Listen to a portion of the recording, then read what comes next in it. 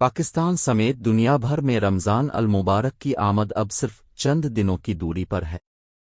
دنیا بھر کے مسلمان اب ماہ مبارک کا نہ صرف بے صبری سے انتظار کر رہے ہیں بلکہ شعبان کے آغاز کا وقت قریب آنے پر رمضان المبارک کے استقبال کی تیاریاں بھی شروع کر دی گئیں۔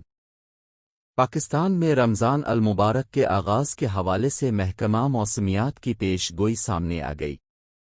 محکمہ موسمیات کے مطابق رمضان کے نئے چاند کی پیدائش 21 مارچ کی شب 10:30 پر ہوگی۔ اس بات کا قوی امکان ہے کہ 22 مارچ یعنی 29 شعبان کو رمضان المبارک کا چاند نظر آ جائے گا، جس حساب سے رمضان المبارک کا آغاز 30 مارچ کو ہونے کا امکان ہے۔ محکمہ موسمیات کے مطابق 22 مارچ کو ملک کے بیشتر حصوں میں مطلع صاف اور جزوی طور پر ابر آلود ہوگا۔ پاکستان میں رویت ہلال کمیٹی کا اجلاس 22 مارچ بروز بدھ کو ہوگا، جبکہ ملک بھر میں زونل رویت ہلال کمیٹیوں کے اجلاس بھی ہوگا۔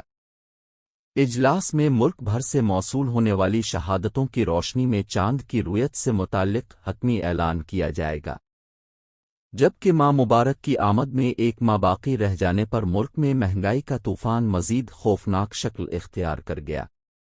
2 ماہ قبل 250 روپے میں بکنے والی دال ماش ہول سیل مارکیٹ میں 400 روپے کلو تک فروخت ہو رہی ہے، جبکہ دال مونگ کی قیمت 200 سے بڑھ کر 250 روپے تک پہنچ گئی ہے۔